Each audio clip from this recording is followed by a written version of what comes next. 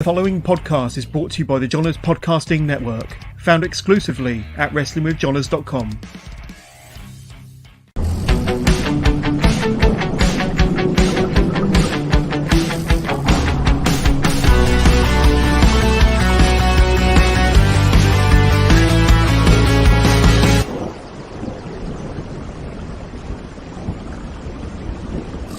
Hello and welcome to another episode of Wrestling with Johners live on this fantastic Monday, and a great alternative to the World Cup. I must be honest with you, I am not a big football fan. I might watch the odd England game, but tonight, Monday evening, I've got a fantastic live guest, one of the standout performers on the UK scene in 2022, none other than Kelly Sixx, or is it Kelly 8? But Kelly, thank you so much for coming on the Wrestling with Johners podcast. How are you doing?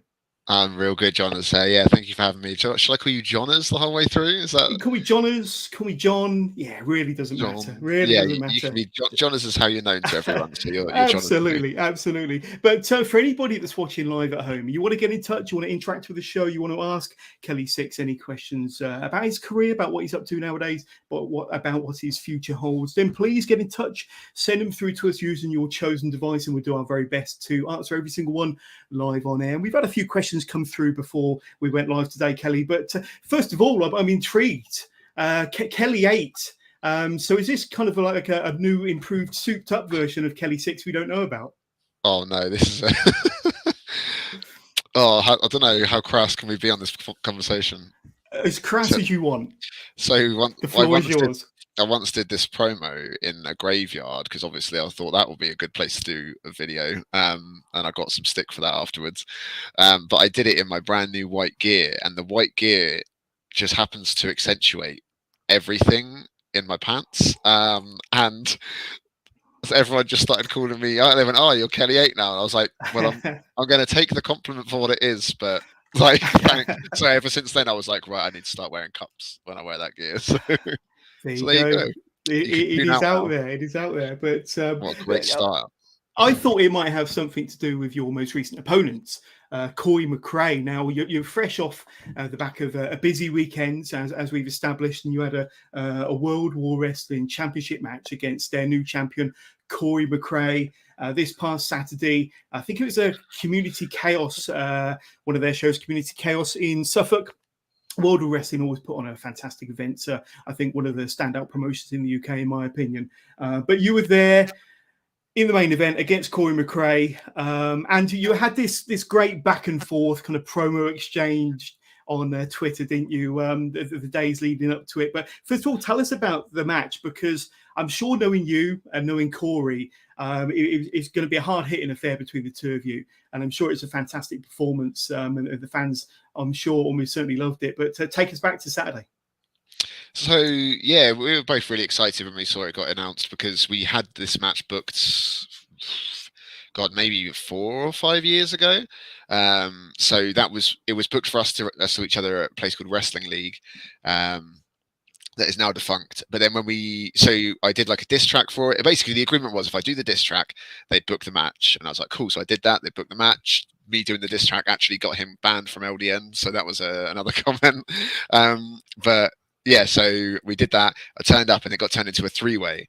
And we were kind of gutted, not because like the person that was in the 3-way was great, but we're just like, we wanted this solo chance to wrestle each other, and then we just never got the chance. So when we saw we were announced and like in a main event thing, we're like, that's brilliant, so cool. And yeah, I haven't been bruised and hurt during a week after wrestling for a long time, and my entire arm, like on the left hand side, is just completely a different color. Yeah, so it's really strange, but yeah, it was enjoyable, very enjoyable. Yeah. Well, you say that, but I don't think many people would like to be kicked by Corey McRae, to be honest with you. But I mentioned the promos and the promo exchange leading up to your match on Saturday against Corey. And I think one of the big talking points coming out of them promos was the fantastic array of curtains that you two decided to do your promos in front of. And I know that you did your promo almost kind of mocking Corey in front of your very nice curtains, I have to say. But that was quite fun. And like I say, nice exchange of promos, and the curtains were pretty good as well. Yeah, I knew it would wind him up because he takes such pride in the fact that he moved out and bought his own place. So I was like, I'm just going to call it his mum and dad's place, and I know it'll wind him up. Oh, absolutely fantastic. We've had a few people get in touch with us already. And I will get to your questions very, very soon because there's some interesting questions there. But the last 12 to 14 months since UK wrestling came back, since you came back. Now, am I right in thinking that just before lockdown, you got injured and that you were kind of recovering from your injury during lockdown? Yeah, so I got injured in March of 2020, and then Right. lockdown happened, like properly happened a month after, I think. Yeah. And so, in a way, that was quite lucky because I would have just been injured for the year and been stuck otherwise. Whereas, because I was a full-time wrestler at the time and I'd been paying my taxes for however many years, I was able to claim my self-employment grant, and even though I was injured. So I got paid to sit home and rehab, which was fantastic. I actually really enjoyed lockdown. I know that's probably not the done thing to say, but I had a wonderful time over lockdown. Yeah. But I Well, couldn't do any home workouts like everyone else, unfortunately, because my second dislocation, which was the one right before lockdown, was so much worse than my first one on the other side, where like I couldn't even walk at a brisk pace because you could feel it like moving around in the socket. I think yeah. so. Yeah, it wasn't great. Because you came back, I think, in September of last year. So, I mean, what sort of training were you able to squeeze in before your return, bearing in mind your injury? And, did you feel like you were ready to return at that point? So I did. I was obviously rehabbing the whole way through. Right. Whenever gyms opened, I was always down there, and I was a big campaigner for gyms opening because they were so much better during lockdown as well because people actually cleaned after themselves, which was wonderful. But then, yeah, we also had a training school. I won't out them in case people kick them off, but we had a training school that we went to, me and just some people where we'd constantly train. So originally you had to train apart from each other, so you could just be in the ring and do solo things. And then eventually, once like the restrictions changed, we were able to work in set small groups, provided we did tests and things like that. So yeah, I did a bunch of training beforehand. I mean, I came back in completely different shape to anything I'd ever been before. In reality, the worst shape of my entire life.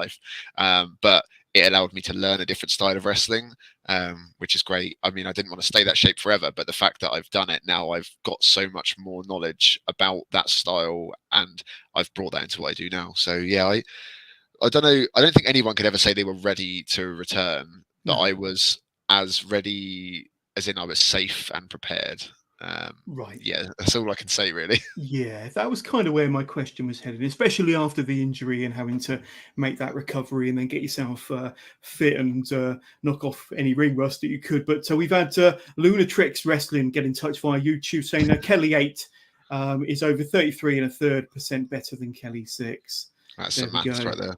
Absolutely, bit of style in the maths there. And we met each other last November, so not long after UK Wrestling had opened up, and it was at Immortal Wrestling in my hometown of Westbury, and you were in town for Immortal Wrestling that Saturday night, and you fought the very excellent Just Joe Lando, didn't you? And the reason why I'm mentioning that match because that was easily one of the highlights of the night for me and a real show stealer. And I know that in the last 12 months you wrestled a lot of the lighter, more aerial guys, shall we say, and Joe would be definitely one of the best in Europe for sure. Take us back to that match with Joe Landau, because I think you made use of pretty much every inch of that Venom nightclub in Westbury, and like I say, you two, the contrasting styles as well. I think you pulled off a blinder that night. Yeah, I mean, some would say the best flyer in Europe. Some would say the best flyer everywhere. Who knows?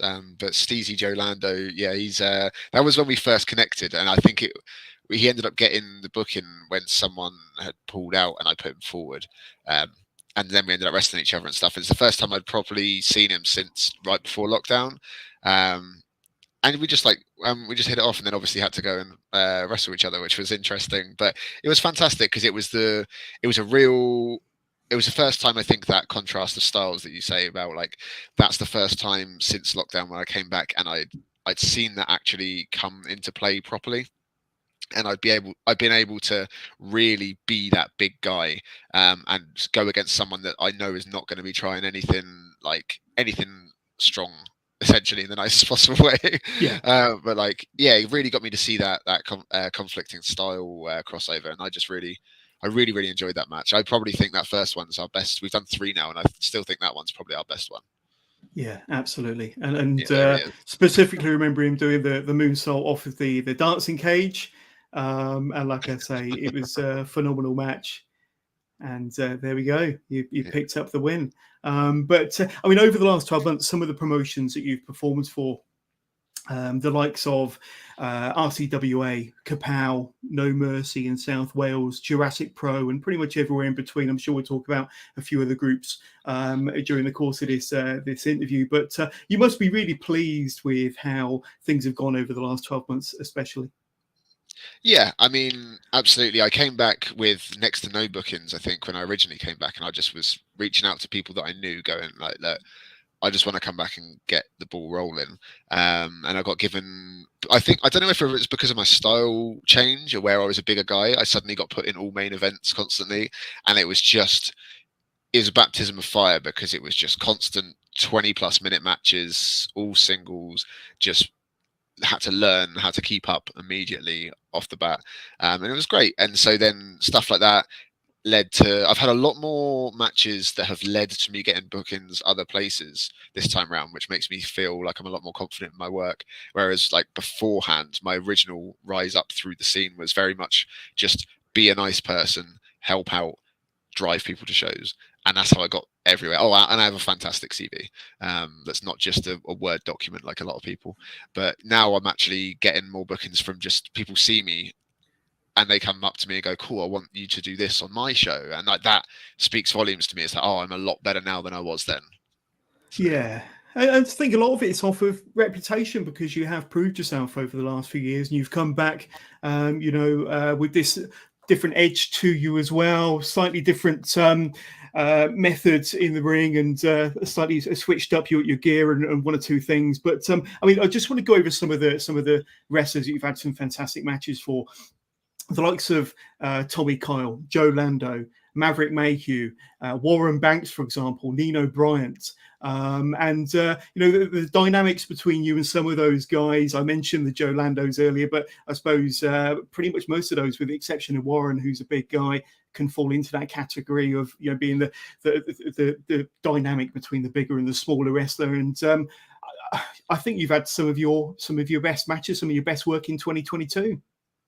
Yeah, it's hard because I don't feel as confident necessarily with my work all the time. I don't know. It's a conflict. Like wrestlers have this point where they're trying to find a balance where you can focus on trying to get cool clips to put online, because you need clips to put out so that people can see you and then book you on more shows. But then sometimes that can counteract trying to have like the best performance possible. And a lot of my stuff this past year, 2 years, has been focusing on just having the best performance I can, having the best reactions, putting on the best show I can.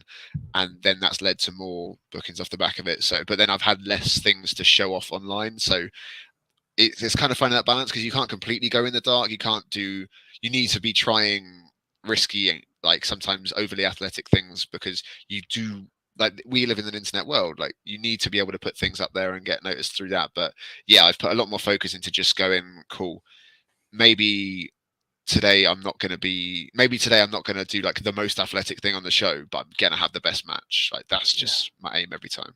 Yeah. And what about some of them individuals that are names? And we know that they're all kind of, they excel. They're top of the tree in the UK and doing some great things further afield as well. And I know Warren's out injured at the moment. He's recovering. But like I say, the likes of the Nino Bryants and the Maverick Mayhews and the Tommy Kyles, like I say, they when they put them in a ring with yourself, it leads to a fantastic match. Yeah, I mean, Nino's fantastic. We got to wrestle. Did we wrestle? I feel like we interacted. Yeah, when we did front yard wrestling over like last year, I think it was, over the Christmas period, where we all just got together and just wrestled in front of each other and put that online. So we got like a bit of an interaction there, but that was it. So then when we wrestled at Jurassic Pro, that was great. He was fantastic. real slippery bastard. But yeah, he's someone I really want to wrestle again. Really, really good. Again, like Warren, I've harped on about the match with him for ages. Like for him, it's probably just another Saturday. For me, that was where I was like, I understand how to be like a heavyweight wrestler now. And that was learning opportunity, and everything like that has just been constant learning opportunities. I've got so much better so quickly this time around. Whereas when I was, for example, like a full-time wrestler in 2017-18, and it was just focusing on the job, focusing on making sure I made enough money, it became just a job, and I didn't really improve. I hit a point where I just stagnated, and that's it. Whereas this time I'm like, every single match I need to be trying to have the best match on the card, and I need to be trying to learn something every time, and it's just made me so much better. Yeah, and one match I want to bring up on screen is this one here, Charles Crowley's Funhouse, the most recent show from Wrestle Carnival. And the reason why I want to talk about this one is because it was against one of the UK's finest, Tommy Kyle, of course, but in a pure rules match. And I know that you're a man of many techniques and a man of many holds, but I don't know if you've ever done a pure rules match, and it might take slightly different preparation going into that one, but it's only a few more rules to remember as well. But what do you remember about that match in particular with Tommy? So I think I approach this more from like a mixed martial arts perspective, which was a mistake in terms, because I should have just approached from just pure professional wrestling, because that's what I'm good at. That's what I've been obsessed with since I got into wrestling quite late, but I've been obsessed with it since I got into it at like 14, and that's what I know. Like mechanically, like that's the one thing. Like I'll say, you can say whatever you want about like me as a person, the shape I'm in, the matches I've had, blah blah blah. But mechanically, I am almost untouchable. Like I know so much, and people come to me for help with just the mechanics. Like there's lots of other stuff I've got to learn, but that's what like my sort of, I don't even know the term. That's just like what my speciality is. So I should have just sat with that. So like I'm not overly happy necessarily with my performance in the match. He was fantastic. And came a lot more prepared than me. So yeah, it's great that he's gone on and he's got to face Ridgeway and stuff as well. So that's cool for him. But yeah, we're going to hopefully have a few more clashes. I enjoy wrestling Tommy Kyle. He's someone that's always got a bunch of crazy ideas and stuff. And he just again, he's someone that goes out there and goes, I'm going to do something cool today. Like, yeah. Absolutely. He always delivers. Let's get back to some of the questions that have come through since we started. From Jay White, the promoter of Immortal Wrestling. Do you want to come back to Immortal Wrestling after picking up your win in the first time classic with Joe Lando? So we obviously mentioned and spoke about the match earlier, and I'm guessing the answer is definitely I'll be back, Jay. But like I say, hopefully we'll get to see you back in an Immortal ring soon then, Kelly. Should I say no? And then that will give him like not the answer he wants. Yes. Yeah. No, Jay, I don't want to come back. That'd be great. No, I'd love to come back. Yeah, I'd love to come back, wrestle anyone. It's all good. Absolutely fantastic. Let's have a look here. Oh, a question from Adam Wright. Now, I know that you do a bit of training and a bit of coaching, but Adam's written in, he's watching via YouTube. What advice do you have for a new wrestler in training, 2 months in so far, and I would absolutely love any advice that you have for me. So for new recruits, for people that have been training only a few months, probably learning the fundamentals or maybe a few moves, I don't know. But any advice you might be able to give our friend Adam there? Just train as much as possible. You're in that first stage where training is super fun at the beginning. Obviously I still enjoy training now, but like it starts to hurt your body more as you go on and on and on, and I've been doing it for so long that everything hurts again. But at the point that Adam might be at, you'll be finding everything fun and you've got so much to learn, and it's just that case of just keep your mouth shut and your ears open and your eyes open, and just listen to everything you can take in. Get advice from everyone, get feedback from everyone. After matches and stuff, I'll ask for feedback from everyone. It doesn't matter if it's a trainee that watched the match. I'll be like, tell me what you thought, because you might pick up on something that this like 20-year vet over here didn't pick up on. So I always get awkward about I can't give you feedback. It's like, no, if you don't ask for feedback after your matches, you're an idiot and you don't want to get better. And that's my one thing I will categorically say to the camera. If you don't ask people for feedback after your matches, you're an idiot. But yeah, so just ask for feedback. Ask for any help you can get. Constantly train as hard as you can. And the one thing that I neglected for my whole time, and the one thing that I'm finally getting under my belt now, is just get yourself in fantastic ring shape. If you look the part, everything you do looks incredible, looks 1,000 times better. good gear does the exact same thing, and cardio means you can enjoy yourself more, and you're not just focusing on trying to not die. Like the amount of times that I've had matches where I'm out of shape and I'm just not enjoying myself because I'm just trying to breathe. And then as soon as you get in shape again, I'm like, wrestling is fantastic.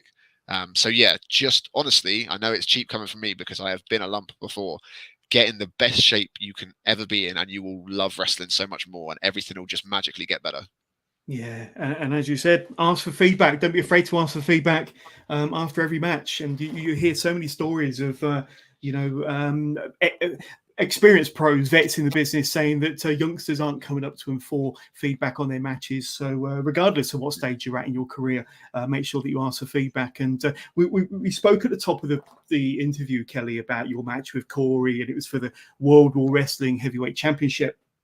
But you have held some gold in 2022, haven't you? And I think recently you lost the Kapow Championship to Warhorse. I know that we kind of spoke briefly about this yesterday on Messenger, but and I think you were the SOS champion as well. But tell us a bit about being the Kapow champion, and like I say, losing it to an international superstar such as Warhorse. You can't be ashamed of that. But like I say, great to have some silverware to be proud of in 2022. Yeah, I mean, that was a fantastic boon for me when I came back and I got... So the SOS title was the one I won for, like, very early on. And then the Kapow title was one I've always sort of held dear because I had it originally and I had such a good run back in 2018, I think it was. There's the belt. It's a bit like... It looks like it's dirty, but I tried to clean it and it's just been worn away because it's been around for a long time. But I did try to clean it. The lighting's not very good. Well, the lighting's kind of... lighting's dramatic, I think. Yeah. I love the Kapow Championship because I had that like at peak growth period for me before lockdown and everything, and I did so much cool stuff with it. But then when I went away to Japan, I had to give it up, and never really kind of got back into that flow state with Kapow anymore. And then when I got the opportunity to take it off of Simon Miller and head up Kapow, I was like, yeah, that was everything for me, and I really, really enjoyed it, and I carried it with pride, and it was good. I'm almost like a tiny bit relieved to not have it now, like because like I'd done a lot of stuff with it, which is cool, but then I know that I'm always going to be in like big, heavy main events, and sometimes, especially at places like Kapow, I want to go in and just have fun, and like whereas I know like if I'm in the main event with the Kapow belt, it's like I am the wrestling match. I know that I have to go in there and act like this is the last match I'll ever have, which is fantastic. But when they run so many shows, because they've run like 60 plus shows this year, more than most promotions, possibly more than any promotion in the UK. Yeah. And next year they're doing like 100. But yeah, so because there's so many shows, you just get sore after a while. Yeah, but you had a good run with it, and I've got a question that's come in regarding a match with Warhorse. I don't know if this is the same one, but your match with Warhorse in the steel cage in Crawley was amazing. Did it hurt when you fell from the top? Was that the same match you lost the championship in, or a different match against Warhorse there? No, so I've actually wrestled Warhorse 3 times now. Okay. There was a 3-way we had, me, Warhorse, and some straw. And then now I said I was going to come on here and just dunk on the other guy for him, but because he's one of my very good mates. So the Bruiser, Samuel Jacobs. So we had a 3-way. That was a while back. That was really good fun in the middle of summer. And then this one, we had another 3-way, which is when I lost the belt in. And then we had a 4-way cage match the next day, which had, again, us 3 again, plus Rishi Ghosh in it. But then I didn't win the belt back in that one. So yeah, I lost it on that was the week tour. So I lost it on the Wednesday in the 3-way and then didn't win it back on the Thursday in the cage match. And did it hurt when he fell from the top? Nah, I'm hard. There you go. There you go. From the horse's mouth, not from the Warhorse's mouth, from Kelly Sixx's mouth. But thank you, Chris Kay's daughter, watching via YouTube, for getting in touch. Let's see if there's any more questions that we can bring up. Let's have a look. So we got a question from Rudy Roots, who's watching via YouTube. My dream to finally wrestle you this year. I am forever grateful. So that's pretty cool. I had another question from Rudy. Where is the furthest you've travelled to wrestle? First of all, thank you really for that. I appreciate that. I've had loads of comments like that over this past weekend. Like a couple of other people, like, "Oh, it's so like like I don't think they've used the term honor, but like they use the term, oh, like it's such a privilege to like wrestle you, and I'm like, really, like I don't get me wrong, like, I'm not going to say like, oh, I'm nothing, but to me, like a privilege to me is like getting to wrestle like some of the people that I've got to wrestle. Say I wrestled Shelton Benjamin years and years ago. That's the type of thing where I can confidently say that's an honor to be in the ring with such a person, and I don't see myself as that. Someone called me a vet the other week as well, and I was like, don't call me that ever. Like I've been around for a while, but like that doesn't apply to me. So yeah. Anyway, that like I've had a lot of those comments come in recently, so I just wanted to thank him for that and thank everyone else for those. But yeah, the furthest I've traveled to wrestle would be Japan. Furthest I've traveled that wasn't a long trip was probably Belgium, I guess.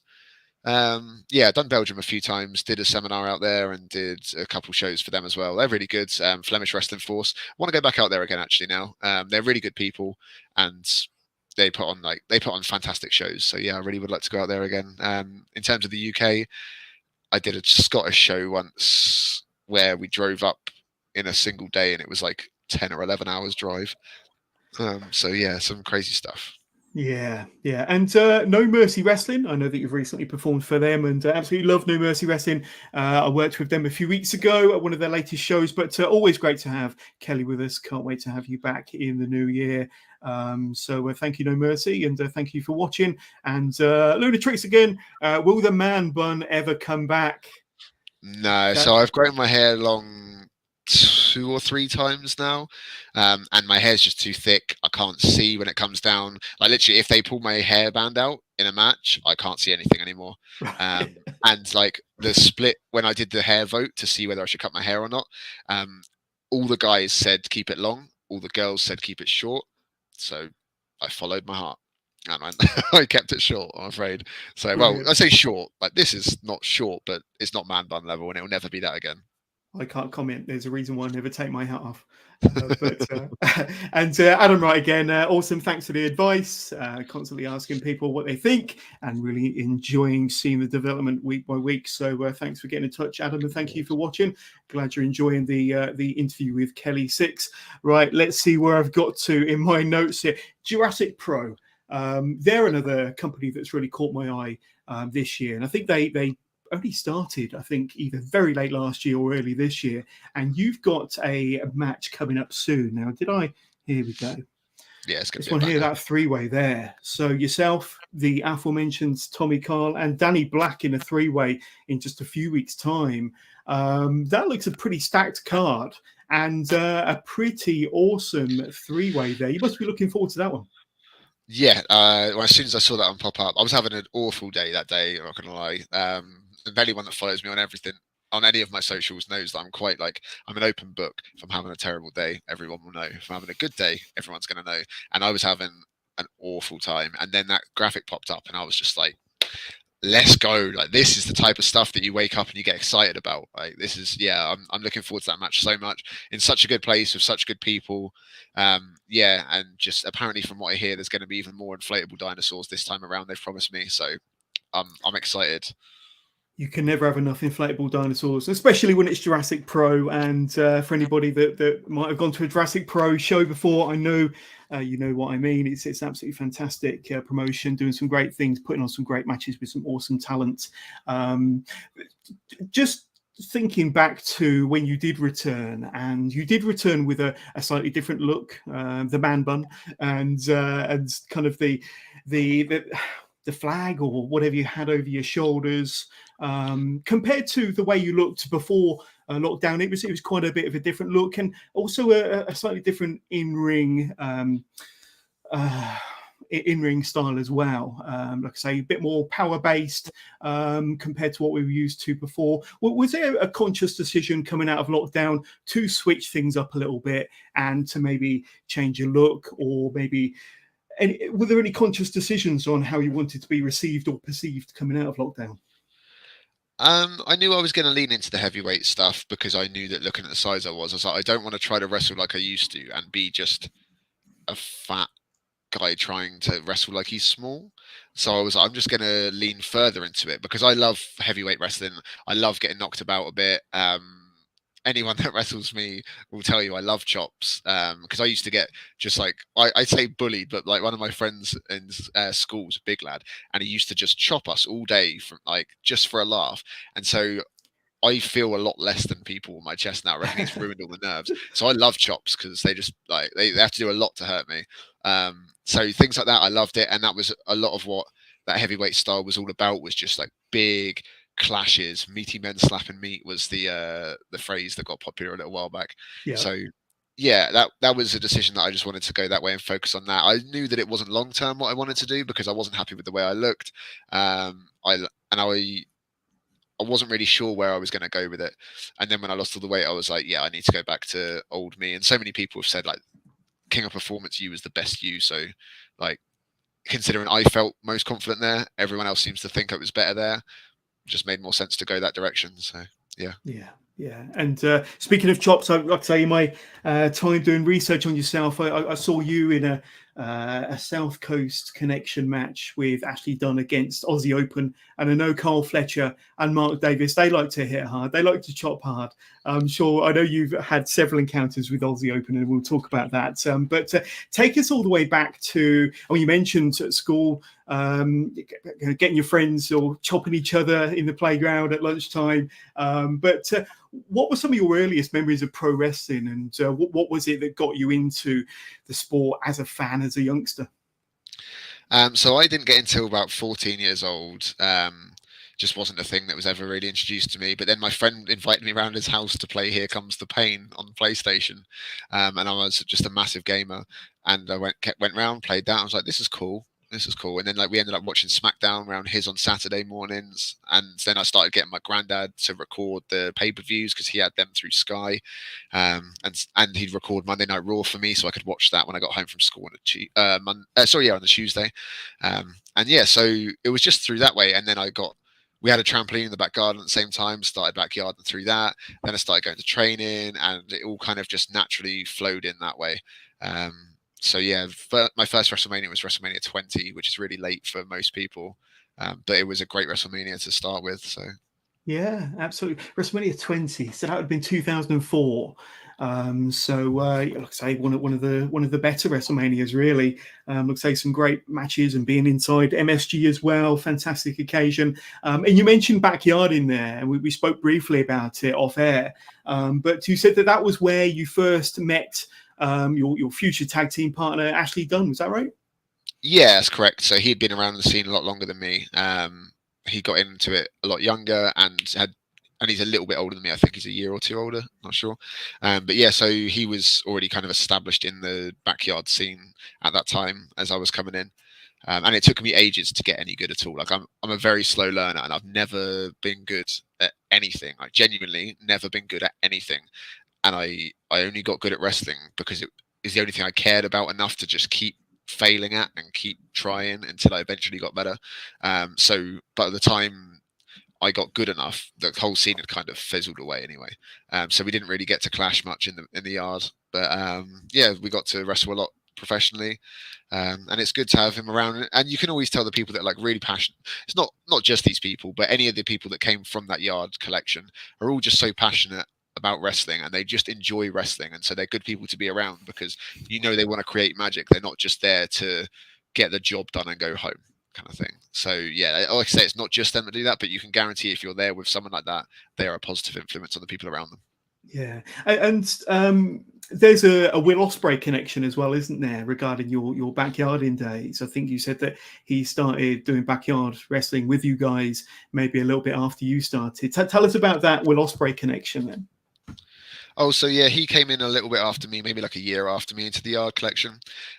He was just this annoying little Essex kid that was mouthy, and like everyone disliked him. But I remember we did this event called Heat Fest one year. We used to do it every year, which is like the summer get together, and I did some stuff with him in a big scramble, like cruiserweight scramble thing, and that. And then yeah, we just had like us and the Essex guys, so the Southampton lot, my lot, and the Essex lot, which is his lot, we kind of formed this friendship. And we just, after like the rest of the scene fizzled out, we kept that going, and we kept seeing each other, and we grew better as friends, started going to parties and things together. And yeah, so I've like known him forever. We don't always have like constant conversations and things, especially as he's got more famous now. I mean, I'm sure he's got everyone and their dog like in his DMs trying to get favors from him. So he's like, he shuts himself off a little bit naturally because everyone wants something, especially when you're in my opinion the best wrestler in the world, and he's been that way from like well before people were ready to acknowledge it as well. But yeah, so like we've chatted a lot recently. He reached out a little like a few months back and stuff, and he's been real good help. He's a good guy, and so yeah, always happy to have him in my life. Absolutely. And a question that came through before we went live tonight from somebody you may or may not know, Dashing Ants Dash. If you could go back to your backyard days, what's the one bit of advice or life lesson you would give yourself? Do they write in their own name? So that means he's put in his own dashing. That's exactly how he sent it to me. Yes. Oh, he's my other Warzone Strawberry friend. He's the reason that our Warzone group chat is called Lads I Fell Off, because we'd play the game and he'd just fall off things for no reason in the most critical moments. But anyway, thanks Dashing Ant the Dash. Yeah, if I could go back, I'd say same thing I gave to the gent earlier that asked. It's like, just get yourself in shape because you'll enjoy wrestling more. And I never really bothered getting in shape or anything, and it seems like a dumb thing to say for backyarding, but just wrestling's fun when you're more athletic and you can do more things. It's just wrestling becomes a lot more fun. Never really got hurt in the yard. Maybe I'd probably tell myself to shut up a little bit and not be so. I was very much an annoying kid in the yard as well, where I was always front and center when I shouldn't have been. Always talking about everything all the time. So yeah, shut up, get in shape. That's my two things I'd give to myself. But you had a lot of fun. You know, you're allowed to be loud when you're having fun and when you're young, learning. Is that not right? Yeah, to a degree, yeah. Well, one person I want to bring up from around from 2016 and through 2016, somebody who had a ton of great matches with, Kip Sabian. And I know that you two had a fantastic rivalry throughout 2016. Let me just bring up my information here. And it was mostly over the Elite One title in RCWA. And such a memorable feud. And I've been trying to find matches and clips of you two from that particular era, from that year. What do you remember about that year-long kind of rivalry and feud with Kip over that title predominantly? One that you actually won eventually at the back end of that year, at the back end, that culmination of that feud. But such a fantastic time. And it was a feud that kind of put you on the map as well.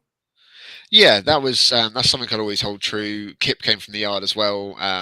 He was not very good in the yard, like to the point where we didn't like him. And then look what he's become, like probably one of the best wrestlers to come out there. Fantastic. And just a great human being as well. But yeah, I loved all the stuff with him. We just constantly had loads of matches around that time. We used to joke about the fact that, we're going to, before it became like a phrase that people use all the time, it's like, we're destined to do this forever kind of thing, because we just wrestled everywhere constantly. But yeah, he's fantastic. I enjoyed all those matches with him. He always wants to go crazy. I was supposed to win that belt off of him a month or two before, but he just didn't bring it to the show, so I never got to have the title match with him. But then I'm happy for that, because then they did like the super show, and that's the first time I ever got my family to come watch live, because I was like, I'm only really going to be able to get them to watch me once, and that was my first belt that I'd won. I wanted it to be my first like championship in general, but then I accidentally won a trophy the day before in like a ladder match, and I was like, I just won't talk about this one, and they'll make the belt the big one. Yeah. So, yeah. And I suppose him not turning up with the championship the match before, it prolonged the feud and added to the drama. Like you say, you had the super show to win the title in eventually. And then you mentioned it earlier, and then there was Shelton Benjamin, and I think that was the show there, if I'm not mistaken. But how did you feel when you got, I don't know, the text or the email saying, oh, by the way, your next match is going to be with three-time Intercontinental Champion Shelton Benjamin? Did you think it was a rib? Give us your kind of thoughts when that message first came through. But that must have been a pretty cool moment for you. Yeah, I mean, that was crazy. I remember I was sat in the passenger seat of a of a car being driven by someone that we won't name. But it was, and I just remember it coming through and going like, okay, go like what? Like I don't know. And then for whatever reason, just the person that like the promoter that it came from, I was like, oh, like this isn't a lie. And I'd only done one show for them before that. The show I'd done before, I'd come down so that I could drive someone there, and then they ended up putting me on the show, and then my opponent couldn't turn up until his music played, and they came away from the weekend going like, "You're fantastic," and then gave me the yeah, just texted me saying, "Oh, you've got this match." I'm like, "Oh shit, okay, cool." And so yeah, went into that. That was a very interesting day. He's a lot bigger than he looks on TV. I remember him. Yeah, there he is. I remember him asking me before the match, he's like, "How much do you weigh?" And I was like, "Oh, about like 180 pounds kind of thing." And he was like, "Oh, I'm 270 pounds." And I was just like, "Cool." I don't know what to say to that. Like, but yeah, he was a fantastic gent as well. He seemed very happy with everything afterwards, and that's my legacy. I'll always leave behind, no matter what. If I fail now and I just never wrestled again, people seem to like wrestling me, so I'll take the compliment, and I'm nice to beat. Then I guess I'm nice to beat up. Yeah, but like I say, great thrill for you and a great opportunity. But like I say, 2016 was a real breakout year for you. You had that fantastic feud with Kip. You've so many great matches with UK talent, so with some imports as well. You mentioned Shelton Benjamin there. Going into 2017, you must have been on this massive wave of momentum. You know, you must have thought like you were really kind of hitting the ground running going into that new year. Yeah, sorry, I just got a message from Dashing Antler Dash. Sorry, it distracted me for 2 seconds. Would you mind just repeating the question again? Sorry. Oh. No, that's fine. I was saying that going into 2017, after that fantastic 2016 you had this real wave of momentum behind you. You must have really hit the ground running going into that new year. I mean, most people after their first full year might only just be getting started, but you're kind of 100 miles an hour going into 2017 already. Yeah, that was it. I just had so much work going on. I was selling so much merchandise so that I was able to go. I think I went full time 2017, and it was just, yeah, it was honestly fantastic. But again, that became the point where it was going so well that I started to coast a bit and stopped pushing so hard. Because I'm already on practically every show in the country. Even if I was in like the opening match, I was still like, I'm here. Whereas I should have been, cool, I'm here. Now I need to get to here. And that's one of my biggest regrets, is just allowing myself to start to coast, because I was having so much fun. And it was great, and I will remember those days forever, but I will also remember the fact that I should have kept pushing as if I wasn't there. So yeah. Yeah. And kind of one thing that really stands out in 2017 is your partnership with Ashley Dunn, the South Coast connection.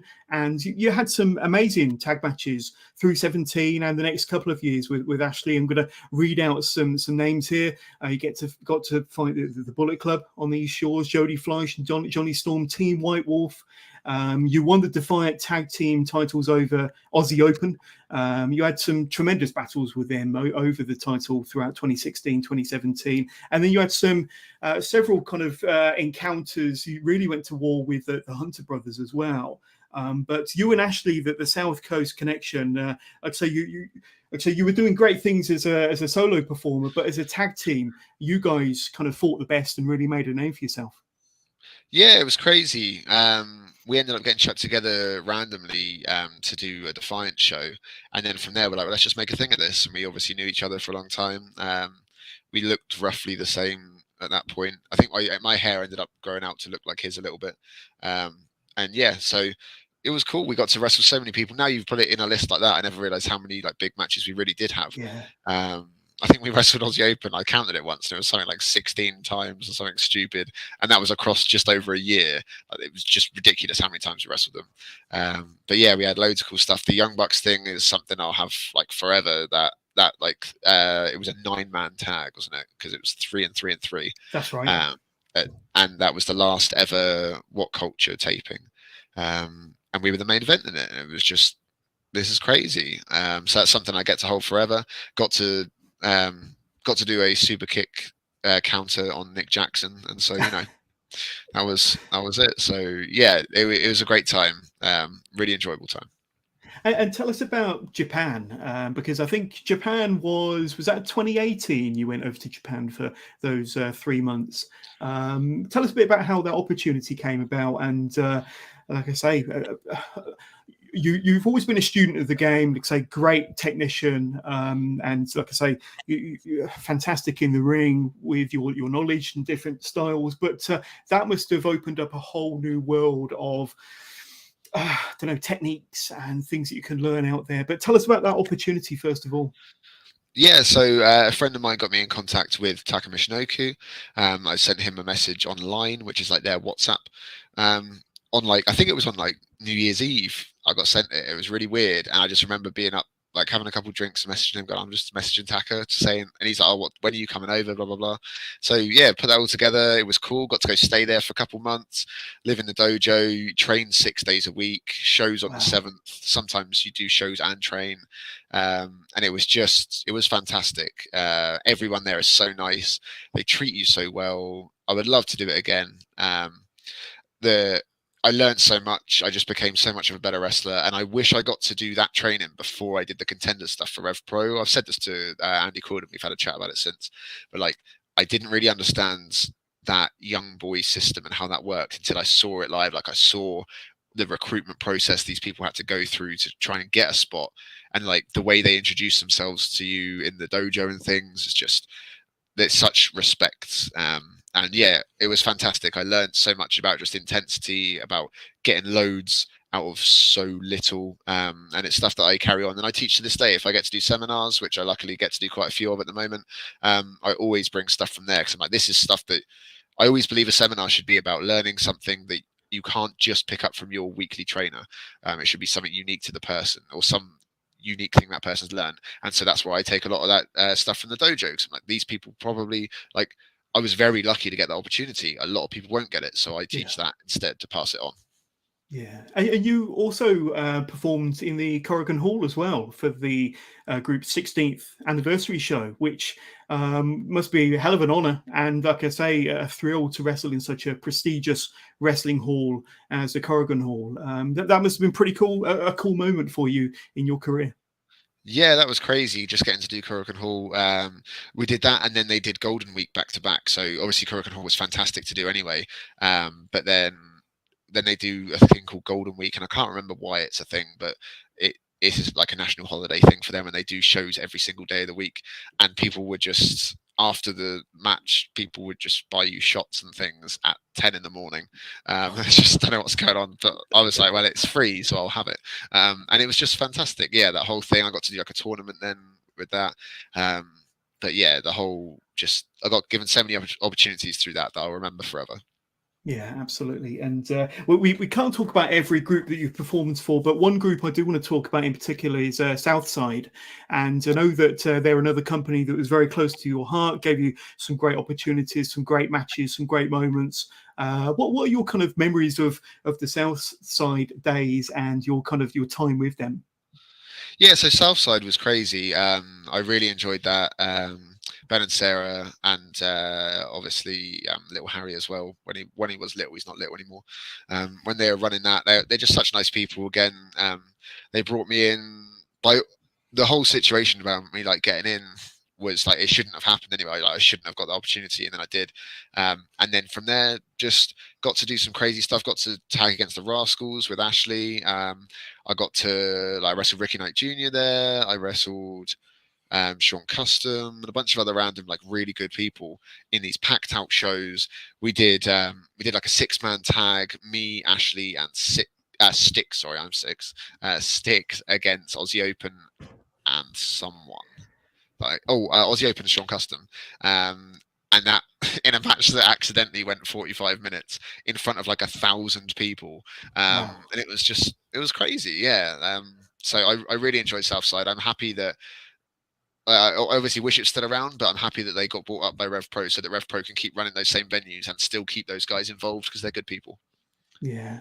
And do you have any kind of favorite matches that you've been a part of? Ones that have been either really, really fun or just great to be a part of from a technical standpoint. But do you have any kind of like top 2 or 3 favorite matches that you've been a part of from over the years?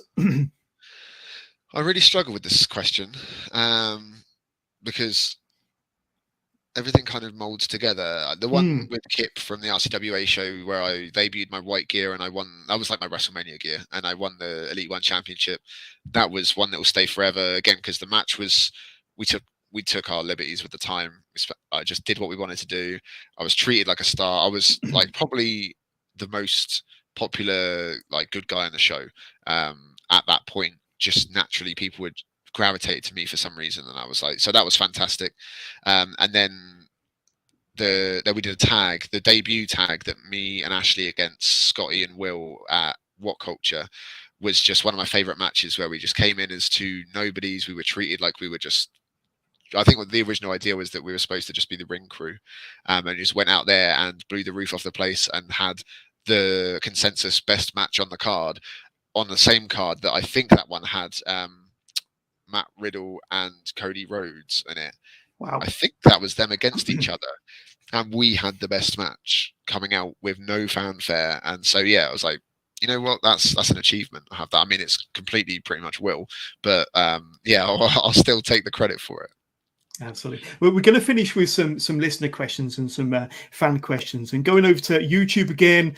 Lunatrix Wrestling, favorite promotion to work for? Absolutely no pressure. You don't have to include them. We won't hate you. But have you got any favorite promotions? We've probably spoken about one or two of them already during the course of this interview.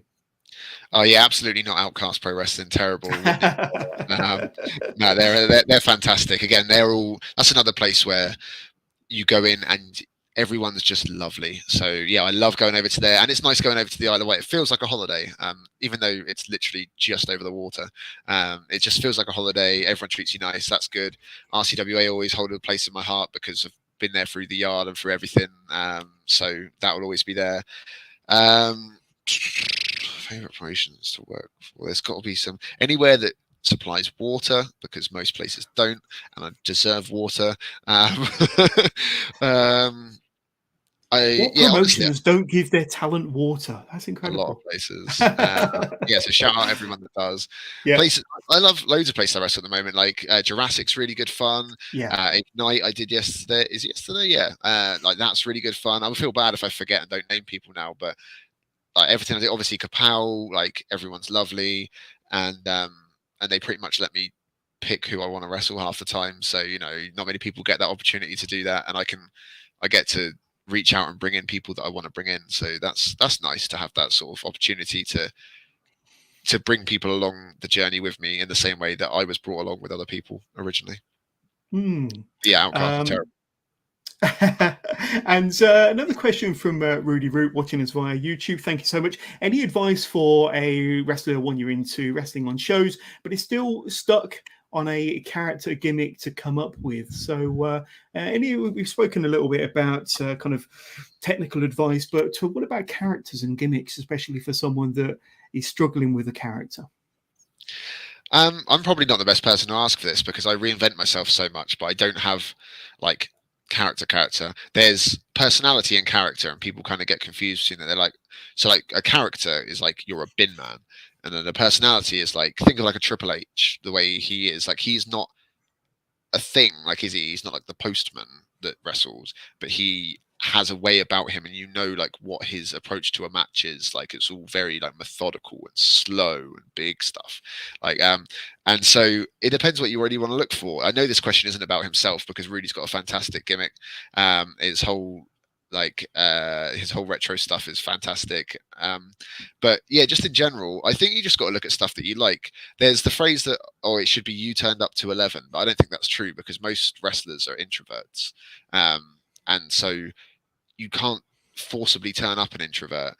You need to look at just what do you feel comfortable doing.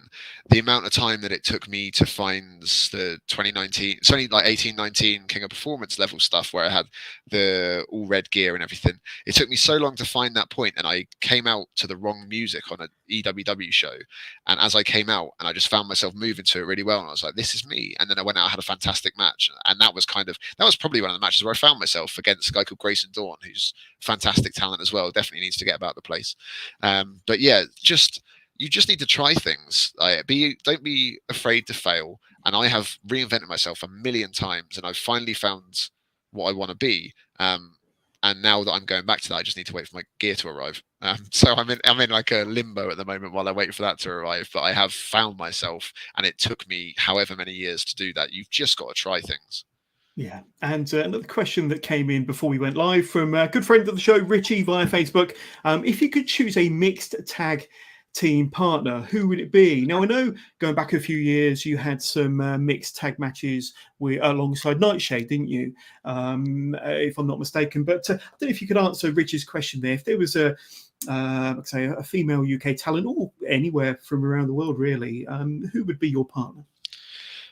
Anyone but Lunatrix is pretty much my answer. Yeah, she's the worst. Sorry, she's sending me abuse in my messages for the last message. No, I think Millie, like it's a bit of a cop out because she's obviously such a big name now. But Millie McKenzie's fantastic. Like I watched her just doing a spear in a video the other day, and I was just like, there's so much commitment and fire behind it. God, now you've put me on a spot. Like, there's definitely been someone that I've watched and I've gone, like, she is incredible. I think someone that's really underrated is Nina Samuels. I think that she got kind of a raw deal through the stuff that she did in NXT UK. I thought like she's always been fantastic, and again, a lovely person. That would be quite cool to do stuff with. But yeah, honestly, anyone. I love doing the crossover stuff. Like, I know some people like, you shouldn't call it intergender wrestling because it's just the same thing, but it's like, I like working with females because they're usually either a lot bigger than me or a lot smaller than me. There's very few like middle of the road people, so that means I can either throw people or they can throw me, and that gives you a dynamic. And I love, like, there's a phrase in fight, in like mixed martial arts and stuff, that styles make fights, and I feel that's why I don't like people that are just all rounders and can do everything. I love someone that's good at something and terrible at something else, because then when you pair them against someone else, you can actually see how the match would play out. You'd see the strengths and how they'll play. If you have two people that are essentially both Mario, where they're just even across the board, what's the story? What do you tell? How interesting can it be? Yeah, you'll have a cool match, but you can't get excited when it's just, he can do a bit of everything. Great, cool. Whereas, like, again, I wrestled Millie in, I guess it was maybe one of her first matches when she was Millie Marks, and we had an intergender thing at Hope all those years ago, and that was so much fun. And it would have been even more fun, but there was a female wrestler backstage, quite a big name, that didn't want us to do some of the stuff that we did, so we changed it. And now I look back on it going, I should have just done what I wanted to do, because but anyway, everyone except Lunatrix. And I've got to say, and I've gone on the record many times before, I think the women's wrestling, the UK women's wrestling scene is easily the best in the world, and I think it's only got better over the last 12 to 14 months. And a certain Corey McRae is watching, and Corey sent in, watching via YouTube. Thank you, Corey. How's your busted arm, please? I don't think you can see the shape, the colour of it enough. Nah, not with the slide. Earlier. Yeah, it's I got a sandwich on my arm tattooed, like, here.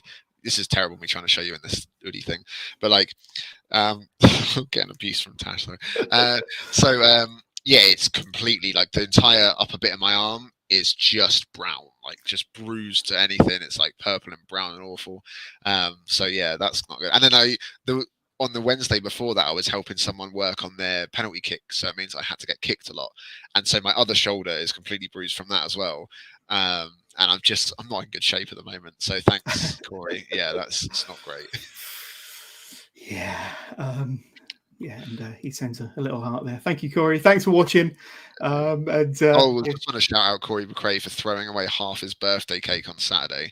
So everyone needs to boo Corey McRae, like, pray and boo him, because just literally gave me a piece, and then 5 minutes later I looked in the bin and there was half a birthday cake. Just didn't think he'd take it home for someone else. Just threw it away. So yeah. Anyway. Happy belated birthday, Corey. Right, where were we? Let's have a quick look. So I think there were some more questions that came in before we went live, and let me just get myself organised here. Dashing Ant Ladash once again. If you could choose just 3 promotions to work for in the UK, who would they be and why? So putting you on the spot again, but I know there has been some promotions close to your heart, or maybe some more promotions that we haven't spoke about. EWA, LDN, and KWE. Nah, none Okay. of those at all. No, I'm just kidding. No. I was going to say. KWE are lovely. I just bundled them in there to rinse them. But no, so if I could choose just 3 promotions to work for UK, it would be, I'd keep Kapow because I couldn't ever, like, they've done so much for me and they've looked after me at times where I really need looking after. So I would always keep them around. I would do Rev Pro because that's just my favorite promotion. As far as UK professional, and probably as far as like worldwide professional wrestling is concerned, it's just my style of pro wrestling. And then what other one? I don't know for a Jurassic, third one. maybe. Yeah, maybe something like Jurassic. Oh, RCWA, I'd have to keep them because I couldn't pick Jurassic over that because then that gets told off by RCWA. Yeah, RCWA, Kapow, and then Rev Pro. Those are my 3. Cool. And Corey said that he did actually, in fact, offer his cake to everybody, and everybody so said you no. take it home. You have like you have a family. Just give it to them. That could be your next match. Yourself, Corey McRae, a birthday cake match, whatever that might entail. Yeah, I got the cake. I'm sure somebody will book it, but maybe no, it's a terrible idea. Don't book it at all. Let's see where we are. So, final question for me then, and there was a post on your socials the other day. Let me bring up the picture. It's gonna be good or bad. Didn't upload the picture. It's fine, but it's about you kind of taking a lot of pride in your training as a coach. You do a lot of coaching, a lot of training. I don't know if it's for a specific school or for a specific group, but you did actually put quite a nice little mention on the top of the photo saying, teaching really is one of my favorite parts of this whole journey. I learn just as much, if not more, than the students on every session. So you obviously take a lot of pride, very passionate about being a coach, being a trainer. Tell us a bit about that. And obviously you get a lot from it, but tell us a bit about the rewards as the person on the other side. Yeah, so my first got training accidentally when I came back from Japan. People were like, oh, well, you do dojo training. I was like, if you want me to. And then after I ran some, people were like, oh, maybe not, because it's just rinsing people with cardio. But then like from that, but as well as the rinsing people with cardio bit, I obviously taught them loads of wrestling stuff and they loved that. And then I just got asked to do loads and I was like, okay, I never thought I would be in a position to teach people, but if the demand is there, I'm not going to say no. But I never at that point reached out to people and said, can I teach your school? But yeah, that one was for exposure wrestling, the most recent one that I put up. But yeah, I think because I'm so obsessed with professional wrestling and I'm so obsessed with the theory behind why things work and how things work. I sit there with a notepad. I done that when I was in school. I used to sit with a little notepad underneath my workbook and just write down ideas. And it's never ceased to be like just fascinating to me. And so when I teach a lot of theory rather than just going, do this drill. I try to get them still to do a bunch of stuff, obviously, because they want to do physical things, but I always teach theory because I don't think it gets taught enough. And that's the stuff that I've spent all my time learning and the stuff that I enjoy talking about. And so, yeah, when I explain stuff as well, it helps me to then process what I'm saying. Because sometimes I'll say things as I explain like a concept, and then I'll stop and go, oh yeah, like that does make sense. Like the way I've just explained it. Now I've learned it myself on another level. Because sometimes I'll say things that I get and I don't realize I understand it. I don't know if that makes any sense to anyone, but like as I teach things, I'm like, yeah, this does make a lot of sense. If you have to, I think it was like an educational thing where they say like when you teach people things or when you teach anything, you should try to explain it like someone's never even touched the subject before. Yeah. And so that's how I teach it, and then therefore I learn through that as well. But yeah, I love it. I don't have a permanent place that I teach at, and I'm always worried of the phrase those who can't teach, because then it's that kind of insinuates that that's the pinnacle for me as teaching. It's like I like doing it, but it's not my dream, and so I will always love to do it. And I will always take on more bookings to do it, but I'm primarily a professional wrestler. Maybe when I'm old and can't move anymore, I'll teach then. But yeah. And we've spoken about the evolution, the different versions of Kelly Sixx throughout the year, and even in the last 12 months, you've changed a bit. You've kind of gone back to maybe an earlier version of Kelly Sixx, but what's the continuation of this evolution? Like I say, wrestling is always evolving, characters are always evolving, same for performers and talent. Do you kind of have a plan, or do you have an idea of how you want Kelly Sixx to evolve over the next 6 to 12 months, maybe? I think just getting in the best shape of my life. I promised myself many years ago I'd have abs, and if I was ever going to do it, now is the perfect time with everything in my life. This is the one time I'm going to get to do it, and I've been working hard at that. So that's my aim, and then I can be Kelly Sixx Pack, which was my aim ages ago, just for a laugh. But that's going to be a t-shirt. Yeah, that was it. I rock hard abs that I can slap into people's faces. But yeah, so I'm not going to evolve the look too much more. I love my red jacket, so I'm keeping that, but I'm getting new tights, new kick pads, new knee pads and stuff that Danny Black actually has designed for me. And I think he sent it to me today, actually. So I'm going to go spend way too much money on that. And then I'm just going to stop changing my look, because I've tried a bunch of different things to figure out what I like. That's going to stay.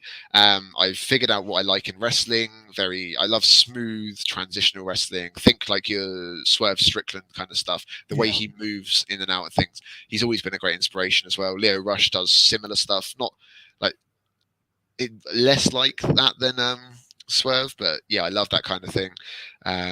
A bit of Angelico, or Angelico is pronounced, like his technical side that he brings in as well. I studied a lot of that. And yeah, it's just, I always get told that I'm too pretty when I wrestle, not facially, like my wrestling is too pretty. And so it's finding a balance there. Like I love things that look elegant and wonderful, but then I've got to keep that grittiness that I've learned over the past year or two as well. So that's kind of it, is knowing when to kick it up a gear and go, right, we're not being pretty anymore.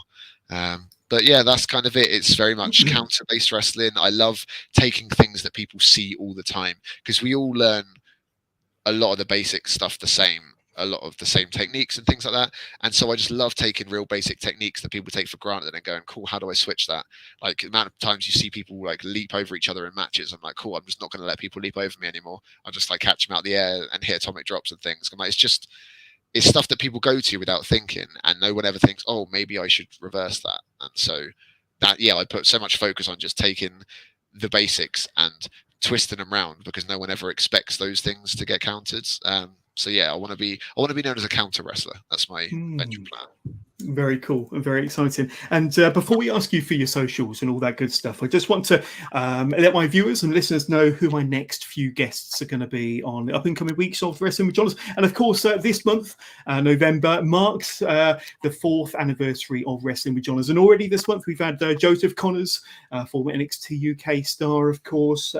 We had Elijah on the show last week, who's doing some great things across the country and is in the big super show for Progress this coming Sunday against Charles Crowley. And I've just interviewed Adrian Street, and part 1 of that interview went up over the weekend. Part 2 will be going up on the 28th of December. So there's a lovely picture of Adrian Street and Miss Linda, who are both on the show this past weekend. But my next live guest is actually going to be this Thursday, and it's the King of Bedlam, Rob Drake, of course, the brand new unstoppable British wrestling heavyweight champion, coming on the show this Thursday, the 24th, 8 p.m. UK live. You're not going to want to miss that. And then next Monday, I've got referee extraordinaire Scott Bell coming onto the show. I'm sure he's refed a few of your matches, Kelly. Tuesday, the 29th of November, 8 p.m. So there we go. 2 great interviews to look out for. And if you haven't already checked it out, go and check out my interview with Adrian Street and, of course, Elijah and Joseph Connors, all that good stuff. But before we say goodbye to you, Kelly Sixx or Kelly 8, whichever version you want. There we go, Kelly 8-pack. That's once you've got the 6-pack, then the aim is for the 8-pack. Too much for that. Let's ask you for your socials, so where any of my viewers or listeners can reach out to you, say hi, get to learn more about Kelly Sixx, see some of your work, buy some of your merch maybe, or just to say hi and reach out. But I do have your socials running along the bottom of the screen as we speak. So it's at Kelly Sixx UK, at Kelly Sixx UK, at Kelly Sixx, and at Kelly Sixx UK. There it is on the bottom. So yeah, just basically on everything, just search Kelly Sixx UK. I didn't realize YouTube was as well. I guess I must have fixed that. So yeah, just honestly have a look at all that stuff. I post mostly on Instagram. Twitter's garbage. It makes me wonder, like, did I buy a bunch of followers once and just forgot that I did it? Because I've got like what is it, like 1,700 odd followers, and you get like 3 likes a post. So I'm like, what's the point? It's just a weird, toxic, horrible place. I put something on Instagram, I get like 1,000 views immediately. So I'm like, I'm just going to live on Instagram. It's a happier place where people spread positively. It's like, yeah, positivity spread everywhere. It's just great. Facebook's full of old people, which is fine. But like, it's very much, I keep Facebook just to keep together with my friends. So I don't really, my Instagram posts to my Facebook, and that's the interaction you'll get. So just follow me on Instagram at Kelly6 UK. DMs are always open if you want to chat. If you chat too much, I just won't respond. So yeah, be in the nicest possible way. Absolutely. But like I said at the top of the podcast, one of the standout performers in 2022 on the UK scene, and Kelly6 has been awesome having you on as a guest for this episode of Wrestling with Johners, my friend. Wonderful. Thank you so much for having me on. You're very welcome.